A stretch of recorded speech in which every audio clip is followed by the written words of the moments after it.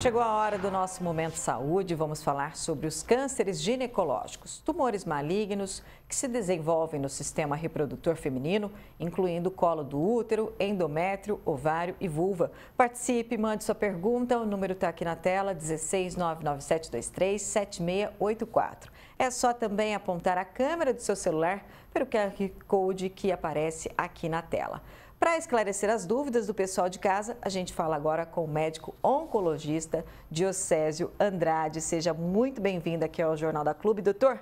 O Outubro Rosa é um mês dedicado, então, à conscientização sobre o câncer de mama e também do colo do útero.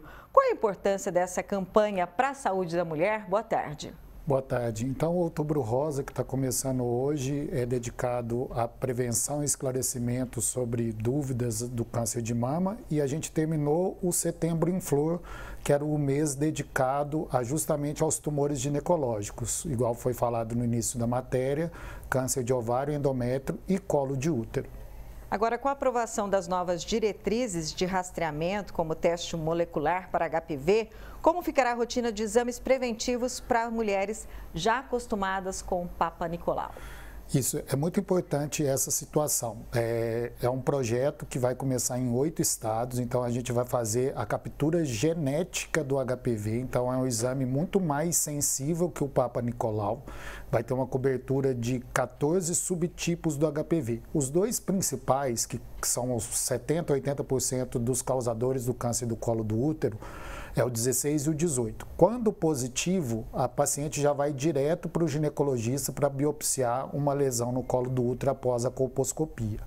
Se ela tem um dos outros 12, então aí ela está indicada a fazer o Papa Nicolau, e se o Papa Nicolau está alterado, aí sim investigar. Um exame que é negativo, diferente do que era o Papa Nicolau, que precisava ser feito a cada 3 anos, um exame do HPV DNA negativo, essa mulher pode ficar 5 anos sem repetir esses exames. A Mariana Ribeiro, do Jardim Nova Aliança, quer saber como o histórico familiar pode influenciar o risco de desenvolver câncer de mama. Existem fatores genéticos que as mulheres devem estar mais atentas? Existe sim. Então, o câncer de mama, aproximadamente 7 a 10% deles vai ter um componente genético. Quais são os dois principais genes que são responsáveis pelo desenvolvimento do câncer de mama? O BRCA1 e o BRCA2, esses genes ficaram muito conhecidos ali por volta de 2009, 2010, quando a Angelina Jolie veio a público falar que a família dela tinha essa síndrome. A Angelina Jolie, ela não teve o diagnóstico de câncer de mama ou de ovário, ela conseguiu fazer a cirurgia poupadora de risco. Então, aproveitando sobre o Setembro em Flor que acabou agora, o câncer de ovário também está incluído nessa mesma síndrome, e se a mulher tem diagnosticado essa mutação, ela tem indicação de retirar as 2 mamas e retirar os 2 ovários para prevenir que esses órgãos se desenvolvam em câncer no futuro. A Regina Martins, da Vila Virgínia, quer saber que, além dos exames de rotina, o que mais as mulheres podem fazer para manter a saúde da mama e do colo do útero em dia? Bom, importantíssima essa pergunta. Na oncologia, a gente tem 2 tipos de prevenção. A gente tem a prevenção primária, que é fazer alguma coisa para evitar que o desenvolvimento de um tumor, e a prevenção secundária, que é a gente fazer algum exame para diagnosticar precocemente.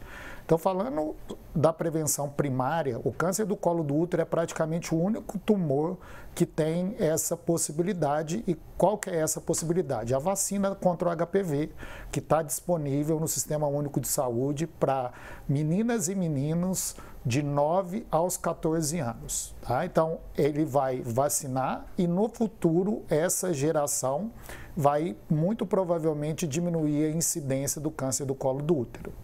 Prevenção secundária é o Papa Nicolau, é o HPV DNA, que você vai rastrear lesões pré-malignas e vai tratá-las precocemente. E no caso do câncer de mama, é a mamografia.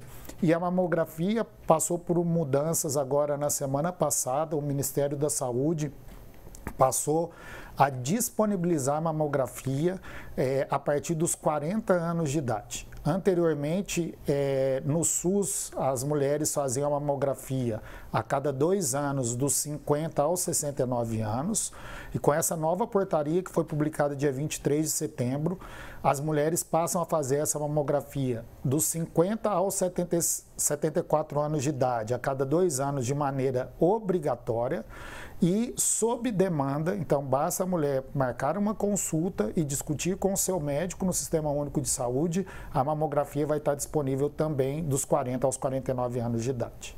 Doutor, ainda falando do câncer de mama, a Tatiane Costa, do bairro São José, quer saber quais os avanços no tratamento nesses últimos anos.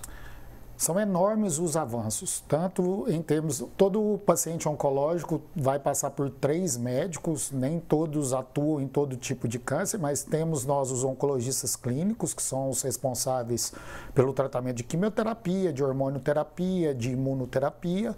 Tem o cirurgião de cada especialidade, então tem um oncoginecologista que vai operar o colo do útero, vai operar o ovário, o endométrio, tem um mastologista que opera a mama e tem um radioterapeuta. Então, falando das tecnologias, hoje, por exemplo, na radioterapia, a gente tem a chamada intensidade modulada, IMRT.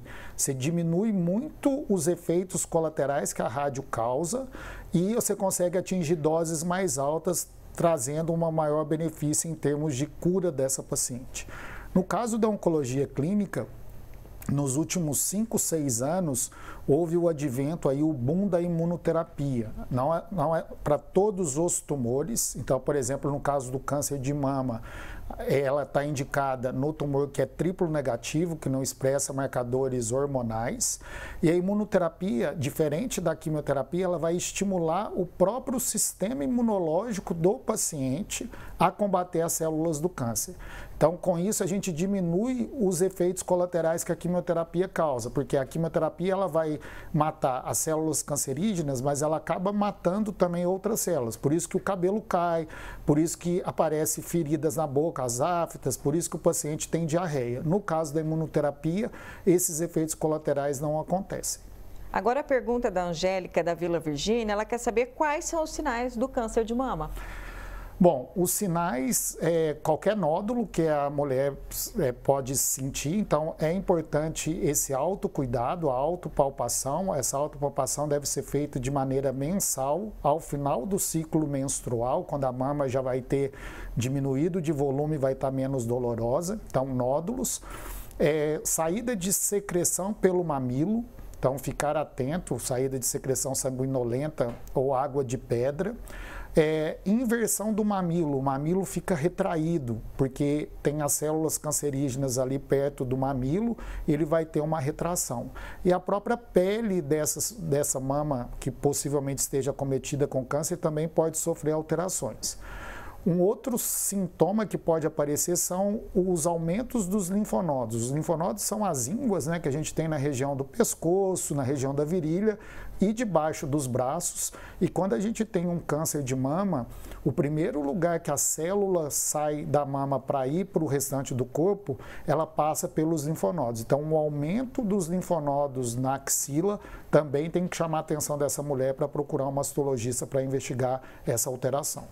Essa também é a pergunta da Rose, de Ribeirão Preto. Ela está dizendo que fez uma ultrassom de mama e surgiu 2 nódulos, um em cada seio. Se é preocupante, ela quer saber. Pode ser preocupante. Aí a gente teria que saber a idade dessa paciente. O que fala contra de ter uma preocupação muito grande é que é muito difícil da gente ter 2 tumores ao mesmo tempo, um em cada mama, salvo se essa mulher tem um histórico familiar, como a gente discutiu há pouco tempo atrás, de mutações genéticas ou um histórico familiar muito florido. Existem nódulos que aparecem na mama que são nódulos benignos. O mais comum deles é o chamado fibroadenoma. Então, eu sugiro a essa paciente a agendar uma consulta com um mastologista, ginecologista ou mesmo um oncologista, para ele estar avaliando esse exame e avaliar se é necessário alguma biópsia ou não. Isso vem escrito no resultado do ultrassom da mamografia, o sistema de classificação chamado BIRADS, e interpretando esse sistema de classificação, a gente consegue interpretar se é muito arriscado ou não esses nódulos que apareceram na mama dessa paciente. Chega uma pergunta agora do Márcio de Ribeirão Preto, dizendo que ele teve câncer de mama do lado esquerdo e se corre o risco de passar para o direito. É um até alerta que o câncer de mama também atinge homens, né, doutor? Isso. É interessantíssima essa pergunta. Então, o principal fator de risco para a gente ter câncer de mama é ser do sexo feminino. Então, o sexo masculino também tem, representa 1%. Um segundo ponto importante para esclarecer ao nosso ouvinte é: todo paciente masculino com câncer de mama tem que ter uma investigação genética, porque como é um tumor mais raro, a chance de alguma mutação genética ter causado esse câncer é maior. E a partir disso, o tratamento do câncer de mama no homem é idêntico ao da mulher. Então, você vai ver o tamanho, se tem comprometimento das axilas, se é um tumor receptor hormonal positivo, triplo negativo ou HER2, que são os 3 grupos de câncer de mama. E a chance da gente ter uma recidiva na mama contralateral ou mesmo um segundo tumor primário é bem menor do que a chance que a gente tem eventualmente de algumas metástases, mas, de novo, depende de qual subtipo de câncer de mama que esse paciente teve. Agora tem uma outra pergunta até interessante, que a gente estava falando dos nódulos. Tem uma telespectadora dizendo que faz acompanhamento há anos de 2 nódulos, uma em cada mama, não são palpáveis, é o fibroadenoma, é isso, né? Se eles podem desaparecer e quando ela deve ficar em alerta? Normalmente não, o fibroadenoma é um nódulo que não vai evoluir, não tem uma característica de, assim, aumenta por causa da exposição hormonal até chegar na menopausa e depois da menopausa ter uma evolução muito grande, pode até acontecer.